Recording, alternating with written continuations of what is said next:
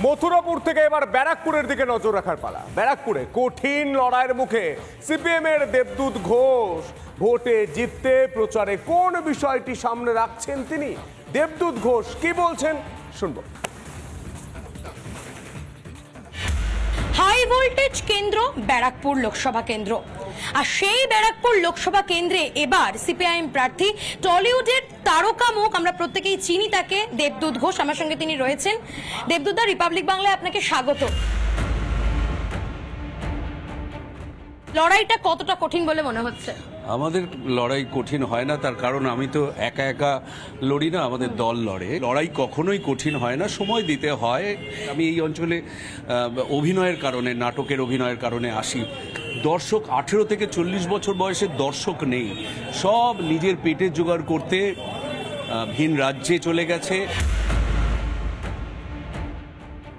যদি জেতেন তাহলে সবার প্রথম ব্যারাকপুরের জন্য কি কাজ হবে? সবার প্রথম ব্যারাকপুরে এসে যেটা করতে হবে, দুটো বড় কাজ আমার মানে এখানে ঘুরতে ঘুরতেই দেখেছি সেটা করতে হবে। সেটা হলো, 1 নম্বর হলো আমাদের সংসদের একটা সাংসদ তহবিল থাকে, সেখান থেকে আমাদের রাজ্যে যে সংস্কৃতির প্ল্যাটফর্মগুলো ছিল, আমি যখন নাটকে ঢুকি তখন গোটা রাজ্যে 8-10টা রবীন্দ্র, সুকান্ত সদন এসব ছিল। আর যখন বুদ্ধদেব ভট্টাচার্যের সরকার চলে যাচ্ছে তখন সেই সংখ্যাটা 89। এটা একটা সাংস্কৃতিক বিকাশের ছবি তুলে ধরে। এখন এখানে যদি যান আপনি দেখতে পাবেন যে আমাদের যে সুকান্ত মঞ্চটা রয়েছে সেটার টয়লেটের জল মেকআপ রুমে চলে আসে, আপনি মেকআপ করতে পারবেন না।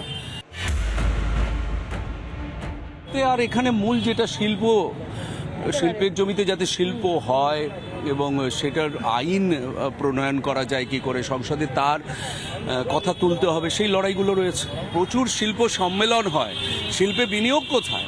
যেখানে আমরা বললাম যে শিল্পে একসময় আমরা দেশে যখন বুদ্ধদেব ভট্টাচার্যের সরকার চলে যাচ্ছে 2011-তে আমরা 3য় স্থানে ছিলাম, আজকে সেখানে আমরা 13তম স্থানে নেমে এসেছি। বোঝাই যাচ্ছে যে মানুষ মুখ ফিরিয়ে দিচ্ছে। যাদবপুরের দিকে আমরা নজর রাখার চেষ্টা করব। যাদবপুরে তৃণমূলের বাজি সায়নী ঘোষ।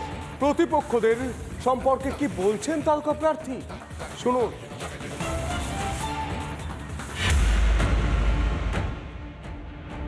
লোকসভা নির্বাচনের শাসক দলের প্রার্থী সায়নী ঘোষ, এবং আজকে তিনি 100 নম্বর ওয়ার্ডে নিজের প্রচার সেরেছেন, বিকালের প্রচার, অর্থাৎ উইকেন্ড প্রচার বলা যেতে পারে।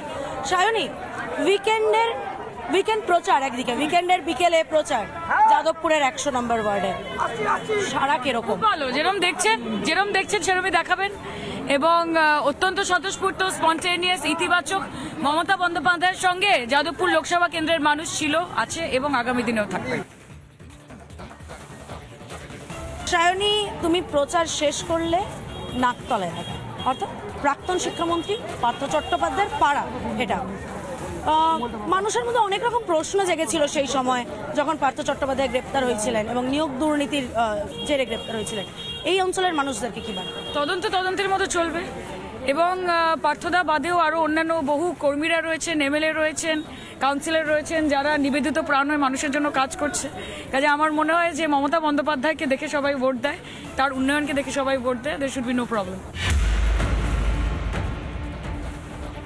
তোমার বিপরীতে যে প্রার্থীরা রয়েছে, অর্থাৎ সৃজন ভট্টাচার্য এবং অনির্বাণ গাঙ্গুলি, তারা বারংবার বলছেন যে, একজন বলছেন তিনি এই এলাকার বাসিন্দা, আর একজন বলছেন তিনি যাদবপুর থেকে পিএইচডি করেছেন বিভিন্ন ক্ষেত্রে। আমি নিজে যাদবপুরের বাসিন্দা এবং আমি নিজে যাদবপুর ইউনিভার্সিটির ছাত্রী, কাজে এগুলো ম্যাটার করে না, এবং আমি বলছি Mamata Banerjee is our only competition.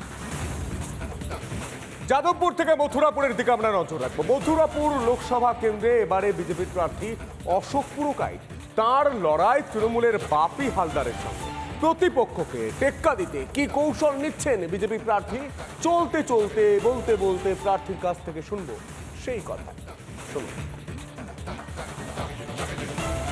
Mathurapur Lok Sabha কেন্দ্রের মন্দিরে বাজারের ভূমিপুত্র অশোক পুরকাইত বিজেপির প্রার্থী। আজ এখানে এক মন্দিরে পুজো করে তিনি মন্দিরকে প্রদক্ষিণ করে তিনি প্রচারে বের হলেন। কয়েক হাজার মানুষের সমর্থক নিয়ে তিনি মানুষের দ্বারে দ্বারে ভোট ভিক্ষা করছেন। তার প্রতিপক্ষ এই এলাকার তৃণমূল প্রার্থী বাপি হালদার। কি বলবেন আজকে সাধারণ মানুষের উদ্দেশ্যে? দেখুন, সাধারণ মানুষের উদ্দেশ্যে বলবো যে বঞ্চনা, যে দুর্নীতির শিকার তারা হয়েছেন, তারা ক্রমাগত বেরিয়ে আসার চেষ্টা করছেন কিন্তু পাচ্ছেন না। কিন্তু তারা এটা বুঝে গেছেন যে ভারতীয় জনতা পার্টি একমাত্র তাদের এই ন্যায়টা দিতে পারে, এই দুর্নীতির হাত থেকে মুক্ত করতে পারে। তাই আজকে এখানে আমাদের এই যে র্যালি শুরু করেছি, আমি আমার প্রতিপক্ষ যে প্রার্থী আছে তার নিজের এলাকা থেকে শুরু করেছি। র্যালি প্রথম স্টার্ট করলাম, এখানে মানুষের জনজোয়ার বলে দিচ্ছে যে আগামী দিনে কি হতে চলেছে। কেন্দ্রের বঞ্চনার কথা বারবার বলছে রাজ্যের শাসক দল, কি বলবেন? কথা বলবেন। দেখুন, কেন্দ্রের বঞ্চনার কথা যারা বলছে তারা অ্যাকচুয়ালি দ্বিচারিতা করছেন। কারণ প্রথমে তারা বলছিলেন যে কেন্দ্র কিছু দিচ্ছে না, কেন্দ্র কিছু দিচ্ছে না। আর কেন্দ্র যখন আবাস যোজনা এবং আমাদের 100 দিনের কাজের টাকা যখন বন্ধ করেছে, তখনই আবার বলছে ধর্নায় বসছে। অর্থাৎ কেন্দ্র দিচ্ছে না দিচ্ছে না, এটা আগে তাদের ঠিক করতে হবে। তাহলে প্রমাণ হয়ে গেছে যে কেন্দ্রই দিচ্ছে, সুতরাং বঞ্চনার প্রশ্নই ওঠে না। রাজ্যের যে দুর্নীতিগুলো হয়েছে সেই দুর্নীতির বিরুদ্ধে আপনি কেমনভাবে লড়াই করবেন? রাজ্যের দুর্নীতির বিরুদ্ধে আমি সর্বাত্মকভাবে লড়াই করব, কারণ আমি যে দল করি সেই দলের নীতি হচ্ছে না খাউঙ্গা না খানে দুঙ্গা। সুতরাং দুর্নীতির সঙ্গে আপোষের প্রশ্ন নেই। আমার সর্বোচ্চ নেতা যেমন লড়ছেন, আমার দল যেমন লড়ছেন, আমিও সেরকমভাবেই লড়ব। যে এলাকায় আপনি প্রচার করছেন এই এলাকায় আপনার বিজেপি তৃণমূলকে সরিয়ে ক্ষমতায় এসেছে পঞ্চায়েতে, আপনি কি বলবেন? পঞ্চায়েতটা ছিল আমাদের সেমিফাইনাল, এখন আমরা ফাইনাল খেলতে নেমেছি। সেই ফাইনালে আমাদের যা টিম আছে, সেই ফাইনালে আমাদের যা ফিডব্যাক আছে, তাতে করে এই ফাইনাল লড়াই আমরা শুধু জিতবো না, বিপুলভাবে জিতবো। গঙ্গা ভাঙন নিয়ে গঙ্গা অ্যাকশন প্ল্যান হিসাবে আপনি কি জিতলে কেন্দ্রে কোনো দেখুন, এখানে যা পরিস্থিতি আছে তাতে করে কেন্দ্রের চোখ রয়েছে, পাখির চোখ রয়েছে এই মথুরাপুর লোকসভা। সেই জন্য কেন্দ্র আমাকে প্রার্থী করেছে। আমি এখানে জিতে আমি কি করব সেটা এখনই প্রতিশ্রুতি দেবো না, তবে 100% মানুষের পাশে থাকবো এবং বেসিক সমস্যাগুলো দূর করবো। ভাঙনটা কি আপনার চোখে প্রধান একবার লক্ষ্য থাকবে? সুন্দরবনের ভাঙন অন্যতম একটা লক্ষ্য থাকবে, কারণ এখানকার মানুষের দাবি দেওয়া আদায়ের জন্য, তাদের সুখ দুঃখের জন্যই তারা আমাকে নির্বাচিত করবেন আশা করছি, এবং আমি তাদের জন্যই কাজ করছি। সন্দেশখালীর প্রভাব কি আপনার এলাকায় পড়বে? সন্দেশখালীর প্রভাব গোটা দেশে পড়েছে, শুধু পশ্চিমবঙ্গে নয়। আর এটা তো আমার পাশের জেলা, সুতরাং সন্দেশখালীর প্রভাব পড়েছে। তাতে এখানে আমাদের যে মা বোনেরা এসছেন তার প্রমাণ হচ্ছে এই সন্দেশখালী আমাদের মা বোনেরা তাদের চোখ খুলে দিয়েছে। এই যে প্রার্থী তিনি মানুষের দরবারে গিয়ে ভোট চাইছেন শুধুমাত্র দুর্নীতি, রাজ্যের দুর্নীতি আর কেন্দ্রের সাফল্য তাদের একমাত্র লক্ষ্য, আর সেই লক্ষ্য নিয়ে তারা লোকসভার বৈতরণী পার করতে চাচ্ছেন। রিপাবলিক বাংলার জন্য বরুণ হালদারের রিপোর্ট, দক্ষিণ 24 পরগনা।